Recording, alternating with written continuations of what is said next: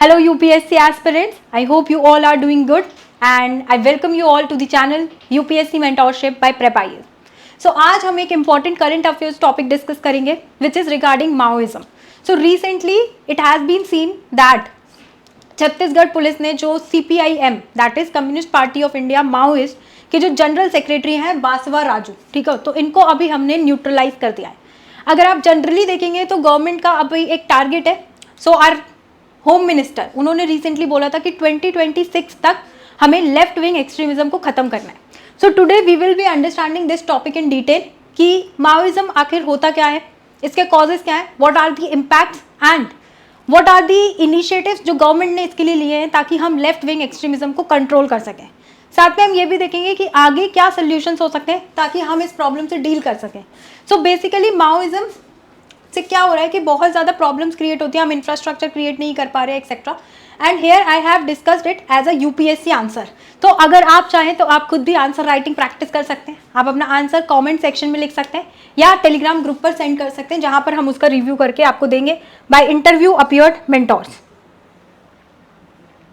So here first of all let us discuss. तो बात क्या हो रही है कि रीसेंट डेवलपमेंट्स हमें डिस्कस करने हैं in the fight against left wing extremism.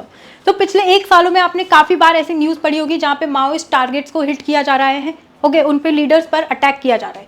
तो यहाँ पर इसीलिए ये रीसेंट डेवलपमेंट्स की बात हो रही है. अपार्ट फ्रॉम दैट इसके कॉजेज पढ़ने, हमें इम्पैक्ट्स पढ़ना है और गवर्नमेंट इनिशिएटिव्स पढ़ने हैं. सो अगर हम माओइज्म की बात करें तो इसको लेफ्ट विंग एक्सट्रीमिज्म भी बोला जाता है और ये एक तरह की आर्म्ड इंसर्जेंसी होती है.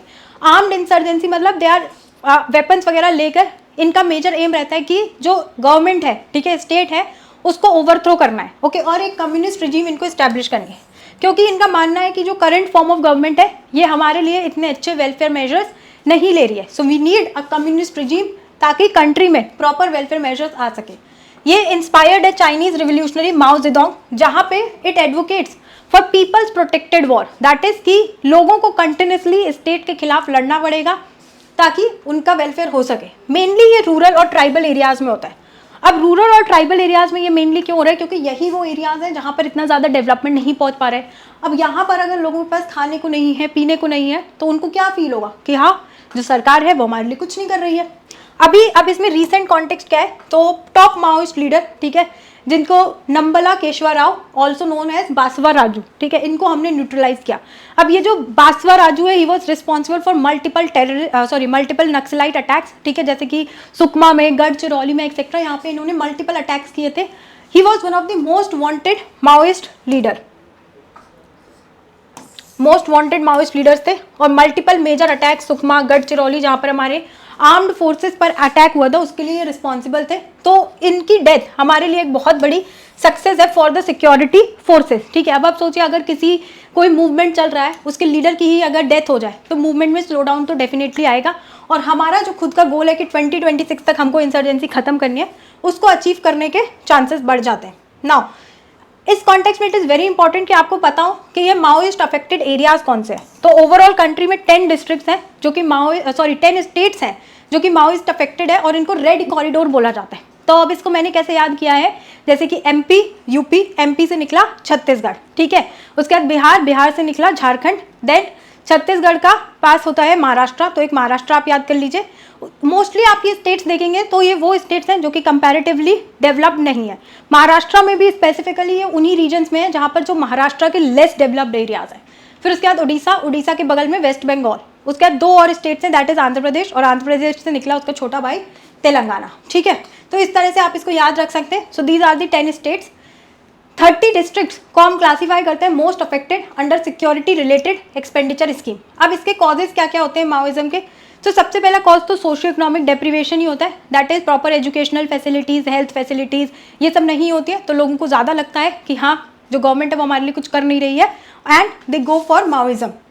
उसके बाद जैसे कि क्या होता है यहाँ पर, here I have also substantiated it with a Niti Aayog report जिसने बताया है कि 46 poverty in tribal belts versus 21% national average. तो ट्राइबल बेल्ट्स में 46% पॉवर्टी है, वहीं नेशनल एवरेज हमारा 21% है. तो इन एरियाज में ज़्यादा गरीबी है, लोगों के पास खाने को नहीं है, ठीक है, they don't have anything to like, इतने अच्छे स्कूल्स नहीं है, रोड इंफ्रास्ट्रक्चर नहीं है, प्रॉपर मेडिकल फैसिलिटीज़ नहीं है. तो उससे डेफिनेटली अब जहाँ पर लोगों के पास ये सब फैसिलिटी है नहीं है तो उन्हें यही लगेगा कि गवर्नमेंट हमारे लिए कुछ कर नहीं रही है. उसके बाद लैंड एलिनेशन और डिस्प्लेसमेंट भी होता है। अब बेसिकली ये सब जो एरियाज हैं आप देखेंगे, झारखंड, ओके, एमपी, छत्तीसगढ़, सब कोल रिच एरियाज है, मिनरल रिच एरियाज है जहाँ पे माइनिंग करनी होती है। तो यहाँ पर क्या होता है कि इन ट्राइबल्स को विदाउट एडिकेट कंपनसेशन डिस्प्लेस कर देते हैं, जिससे उनके अंदर और ज़्यादा रिसेंटमेंट आता है। फिर हमारे यहाँ ऑब्वियसली ये तो एक नोन फैक्ट है कि जो लॉज वगैरह होते हैं उनका इंप्लीमेंटेशन इतने अच्छे से नहीं होता है, so that again becomes an issue. इसके बाद गवर्नेंस डेफिसिट है, proper basic services etcetera. Another thing is unemployment और रेडिकलाइजेशन ऑफ यूथ। अब सही बात है, अगर लोगों के पास रोजगार नहीं होगा तो अगेन उनको लगेगा कि ये गवर्नमेंट तो हमारे लिए एम्प्लॉयमेंट भी जनरेट नहीं कर पा रही है, किस काम किया है ऐसी गवर्नमेंट। साथ में अगर वो अनएम्प्लॉयड रहते तो खाली दिमाग शैतान का घर, ठीक है, इनको रेडिकलाइज कर लिया जाता है बाय माओइस्ट कैडर्स। फिर इनका एक्सप्लॉयटेशन भी होता है, जैसे कि human right abuses by state forces further इनको एलिनेट करते हैं।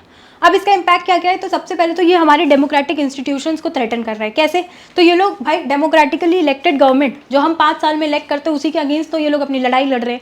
दूसरी बात क्या होता है, इलेक्शन वगैरह होते हैं तो उसको ये लोग बॉयकॉट कर देते हैं कि पार्टिसिपेट ही नहीं करेंगे। For example 2019 Lok Sabha election, Maoist called for election boycotts in parts of Chhattisgarh, Jharkhand etcetera. तो सेफ इलेक्शन के लिए हमें 500 पैरामिलिट्री फोर्सेस की कंपनीज को हमें एम्प्लॉय करना पड़ा। फिर ये लोग पॉलिटिकल फिगर्स की टारगेटेड किलिंग करते हैं, जैसे कि important leaders like Mahendra Karma, VC Shukla. 2013 में तो एक कांग्रेस का जो कॉन्वॉय जा रहा था उसको एम्बुश कर दिया इन लोगों ने और वहाँ पे 27 लोगों की डेथ हो गई।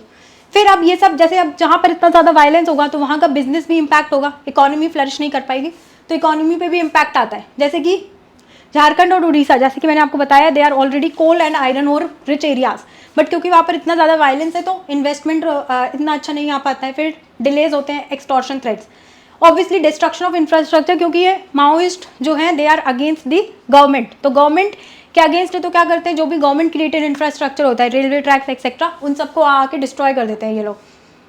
जैसे कि अगर हम देखें तो 2020 में 200 इंसिडेंट्स हुए इंफ्रास्ट्रक्चर सैबोटेज के छत्तीसगढ़ और झारखंड में। फिर अब इस सब को बैलेंस करने के लिए हमको क्या करना पड़ता है, अपनी सिक्योरिटी फोर्सेस बढ़ानी पड़ती हैं। जैसे कि सौ की वहाँ इलेक्शन सेफली कराने के लिए हमें 500 कंपनी लगी पैरामिलिट्री फोर्सेस की, तो इस सब के लिए हमें इस पर क्या कहते हैं खर्चा करना पड़ता है, तो हमारा एक्सपेंडिचर बढ़ जाता है।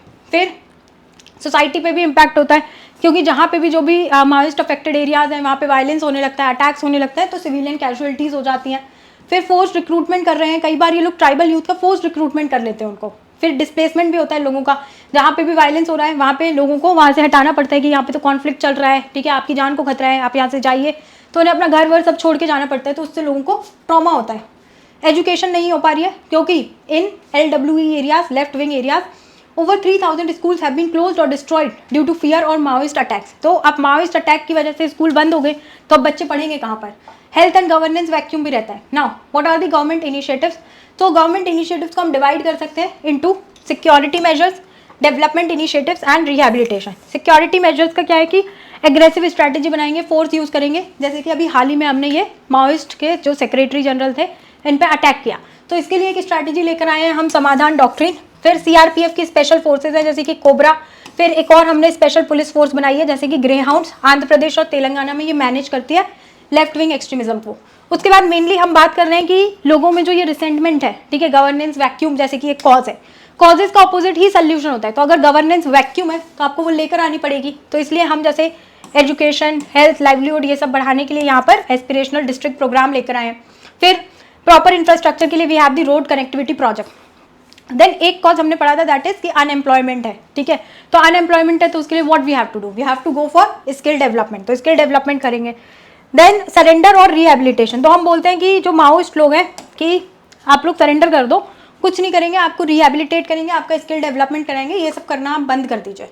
देन टेक्नोलॉजी यूज़ करते हैं हम, जैसे कि ड्रोन, सैटेलाइट इमेजिंग, ताकि टारगेट कर सके कि कहाँ पर ये माओइस्ट जो इनका इंफ्रास्ट्रक्चर है, ठीक है, कहाँ पर ये लोकेटेड है, इनकी इंटेलिजेंस गैदरिंग ये सब हम कर सकें।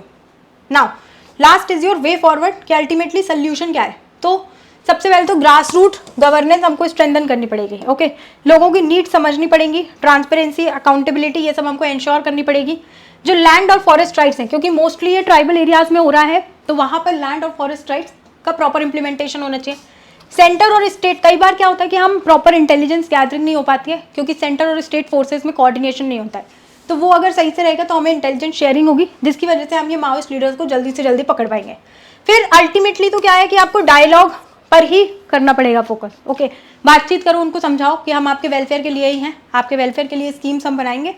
देन रिहैबिलिटेशन स्कीम्स को और स्ट्रेंथन कर सकते हैं, तभी हम ये गोल अपना अचीव कर पाएंगे जो कि हमारे मिनिस्टर ऑफ होम अफेयर्स ने लिया है कि 2026 तक इंसर्जेंसी खत्म करनी है।